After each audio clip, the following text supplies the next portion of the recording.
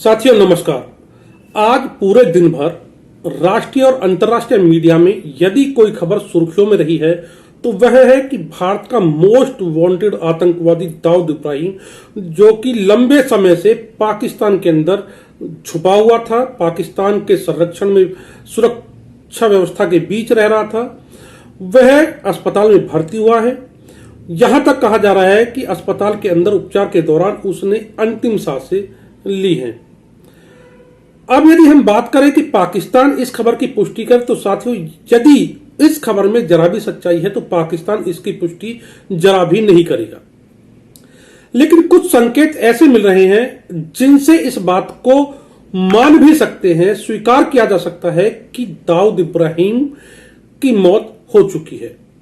हालांकि भारतीय जांच एजेंसियां, मुंबई पुलिस, यह सब इस बात की अभी जांच में जुटे हुए हैं कि जो खबर इंटरनेट पर सुर्खियां बटोर रही है कि दाऊद इब्राहिम मारा गया है, उसकी मौत हो गई है, उसे जहर देकर के मार दिया गया है, उसमें कितनी सच्चाई है।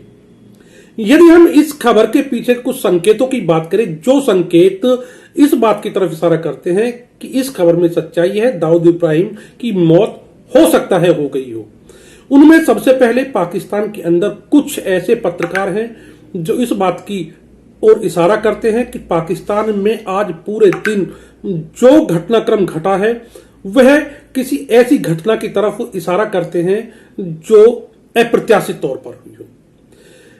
जिस अस्पताल के लिए कहा जा रहा है कि दाऊद इब्राहिम कराची के अस्पताल में भर्ती है और वहां उसने अंतिम सांस ली है या अपने जीवन की अंतिम सांसें ले रहा है, बताया जा रहा है मीडिया खबरों में कि उस अस्पताल के जिस फ्लोर पर दाऊद इब्राहिम को रखा गया है वह पूरी तरह से भारी भरकम सुरक्षा व्यवस्था के बीच पैक कर दिया गया है। वहां पर सामान्य नागरिक को जाने की कोई भी अनुमति नहीं है। इसके अलावा यह भी बातें सामने आ रही हैं कि आज पूरे दिन पाकिस्तान के अंदर जो इंटरनेट है वह डाउन रहा है, वह पूरी तरह से क्रियाशील नहीं है। तो ये ऐसी बातें हैं जो इस बात की तरफ संकेत करती हैं कि पाकिस्तान के अंदर कुछ ऐसा घटा है जिसको लेकर पाकिस्तान शौक है, पाकिस्तान के हुक्मरान शौक है, पाकिस्तान ने कभी उम्मीद नहीं की हो। तो ऐसी स्थिति में कह सकते हैं कि यदि मीडिया में चल रही खबरों को माने तो वह घटना दाऊद इब्राहिम की मौत या जहर देकर हत्या की जो खबर है वह सही हो सकती है। साथ ही यदि हम बात करें कि दाऊद इब्राहिम है कौन, दरअसल 1993 के दौरान मुंबई के अंदर एक बम धमाके हुए थे। उन बम धमाकों में जो सीरियल बम ब्लास्ट थे उनमें लगभग 250 से अधिक लोगों की मौत हुई थी और हजारों लोग घायल हुए थे। बम ब्लास्ट के दौरान जब जांच हुई तो पता चला कि यह बम ब्लास्ट जो बाबरी मस्जिद को गिराया गया था उसकी प्रतिक्रिया में कुछ लोगों ने इसे अंजाम दिया और इसका मुख्य सरगना, इसका जो हेड था वह दाऊद इब्राहिम था, दाऊद इब्राहिम कासकर। भारतीय जांच एजेंसियां और पुलिस कार्रवाई करके उसको अरेस्ट करती, उससे पहले वह फरार होकर के दुबई जा चुका था। लंबे समय तक दाऊद इब्राहिम और दाऊद इब्राहिम के भाई तथा कुछ अन्य साथी दुबई में रह करके भारत के अंदर अपराध के अपने नेटवर्क को चला रहे थे। इसके बाद दाऊद इब्राहिम पाकिस्तान आ गया और उसका पाकिस्तान की आईएसआई के साथ पूरी तरह से टाई अप रहा। उसकी भारी भरकम सुरक्षा व्यवस्था के बीच पाकिस्तान में ही रह रहा था दाऊद इब्राहिम। भारतीय जो जांच एजेंसियां है उसने पाकिस्तान के अंदर दाऊद इब्राहिम के जो ठिकाने हैं उनको भी ट्रेस कर लिया था, कहां रह रहे हैं। जैसे कराची के अंदर 2 बंगले उसके बताए जाते हैं, इस्लामाबाद बताया जाता है, डिफेंस कॉलोनी है कराची में, वहां भी उसके बताया जाता है कि भारी भरकम सुरक्षा व्यवस्था के बीच वो रह रहा था। यहीं से वह पूरी दुनिया में अपना काले धंधे को, गैर कानूनी कामों को अंजाम दे रहा था। साथियों, एक बात को समझना जरूरी होगा कि आखिर क्यों पाकिस्तान के अंदर एक भारत का जो भगोड़ा था, मोस्ट वांटेड आतंकवादी, जिसको संयुक्त राष्ट्र संघ की सूची में भी तीसरे नंबर पर मोस्ट वांटेड की सूची में रखा गया, आखिर उसे पाकिस्तान के अंदर इतनी तवज्जो क्यों दी गई। साथियों, दाऊद इब्राहिम जो कि भारत के अंदर डी कंपनी के नाम से जाना जाता है, वह पाकिस्तान में रहकर भारत के अंदर आपराधिक गतिविधियों को ऑपरेट करता था। हवाला कारोबार के साथ उसके गहरे संबंध रहे हैं। इसके साथ साथ वह दुनिया के अन्य देशों में भी नशा, जुआ, रियल एस्टेट जैसे कारोबारों में से जुड़ा हुआ था। यहां से उसे जो अकूत संपत्ति प्राप्त होती थी, उस संपत्ति के माध्यम से वह पाकिस्तान की राजनीति को प्रभावित करता था। इतना ही नहीं, वह आईएसआई जो पाकिस्तान की खुफिया एजेंसी है, उसके लिए भारत के खिलाफ एक मोहरे के तौर में भी इस्तेमाल किया जाता था। आईएसआई के इशारों पर वह भारत के अंदर आपराधिक गतिविधियों को अंजाम देता था।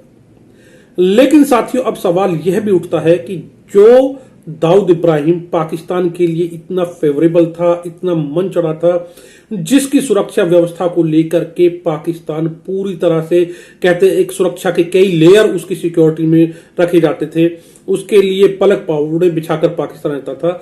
आखिर ऐसा क्या हुआ कि पाकिस्तान के अंदर उसको जहर देकर मारा गया? साथियों, एक बात ध्यान देने की है कि पिछले कुछ समय में पाकिस्तान के अंदर जो भारत विरोधी गतिविधियों में शामिल लोग रहे हैं, ऐसे लोग पाकिस्तान में बड़ी संख्या में शरण लिए हुए हैं। पिछले कुछ दिनों में ऐसे लोगों की रहस्यमय तरीके से मौत हुई है और यह मौत का सिलसिला एक के बाद एक आगे बढ़ा है। आश्चर्य की बात है कि पाकिस्तान की जांच और सुरक्षा एजेंसियां अभी तक इन रहस्यमय मौतों के पीछे के राज को खोल नहीं सकी है। हालांकि पाकिस्तान के अंदर इस बात की चर्चा जोरों से चलती है कि इन मौतों के पीछे कहीं ना कहीं भारत की खुफिया एजेंसी रॉ का हाथ है। साथियों, इस बात से मैं इनकार नहीं कर सकता, हो सकता है रॉ का भी इसके पीछे हाथ हो। लेकिन इस बात का एक दूसरा भी पहलू है जो पाकिस्तान की काली करतूतों और पाकिस्तान के दोहरे चरित्र को भी उजागर करता है। यह चरित्र पाकिस्तान का इन आतंकवादियों, भारत विरोधी गतिविधियों में शामिल लोगों के लिए इस समय चिंता का विषय हो सकता है। साथियों, जानकार मानते हैं कि वर्तमान परिस्थितियों में भले ही पाकिस्तान के अंदर हो रही इन रहस्यमय मौतों के लिए रॉ को जिम्मेदार पाकिस्तान की तरफ से ठहरा करके पल्ला झाड़ लिया गया हो, लेकिन सच्चाई यह भी हो सकती है कि इस समय पाकिस्तान जिस बुरे दौर से गुजर रहा है, जिस आर्थिक तंगी और बदहाली के दौर से गुजर रहा है, उससे पूरी दुनिया वाकिफ है, वह चीज छुपी हुई नहीं है। पाकिस्तान जिस तरह से पूरी दुनिया के अंदर आतंकवाद को प्रोड्यूस करता है, उसको एक्सपोर्ट करता है, दुनिया के अंदर कहीं भी होने वाली आतंकवादी गतिविधियों में यदि कोई चीज कॉमन पाई जाती है तो वह है पाकिस्तान का इन्वॉल्वमेंट। इसी के चलते जहां भारत ने पाकिस्तान से अपने राजनीतिक संबंधों को सीमित कर दिया और भारत के प्रयासों के चलते अंतर्राष्ट्रीय मंचों पर पाकिस्तान अलग थलग चला गया। पूरी दुनिया ने पाकिस्तान के ऊपर आर्थिक प्रतिबंध लगाए हैं। एफएटीएफ के अंदर लगभग ग्रे लिस्ट में पाकिस्तान बना हुआ है। उसके लिए कुछ शर्तें तय की गई हैं कि यदि इन आतंकवादी घटनाओं को या आतंकवादी गतिविधियों को नियंत्रित करने में पाकिस्तान प्रयास करे और यदि वह सिद्ध करे कि वह आतंकवाद के खिलाफ कार्रवाई कर रहा है, आतंकवाद के खिलाफ जो लड़ाई दुनिया में चल रही है उसके लिए वह दुनिया के देशों के साथ कंधा से कंधा मिलाकर चल रहा है, तो उसे वो जो 14-15 शर्तें हैं जिसके बाद उसे ग्रे लिस्ट से निकाला जाएगा और उसे अंतर्राष्ट्रीय स्तर से फंडिंग जो होगी, आर्थिक मदद होगी, वह मिल सकेगी।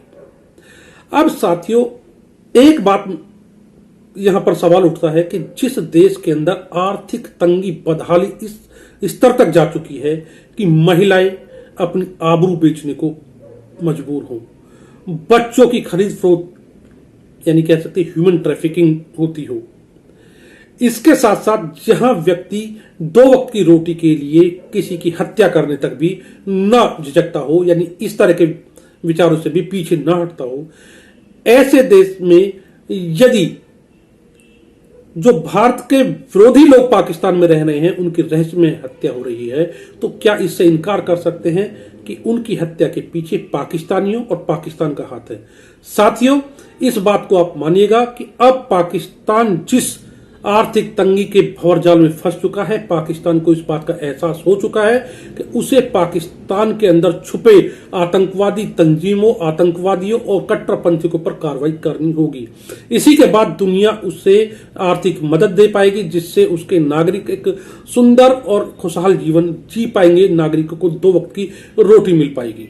लेकिन प्रत्यक्ष रूप से यदि पाकिस्तान इन आतंकवादी तंजीमों, आतंकवादियों और आतंकवादी कट्टरपंथी संगठनों के खिलाफ कार्रवाई करता है तो यह पाकिस्तान के अंदर गृह युद्ध की स्थिति पैदा कर सकता है।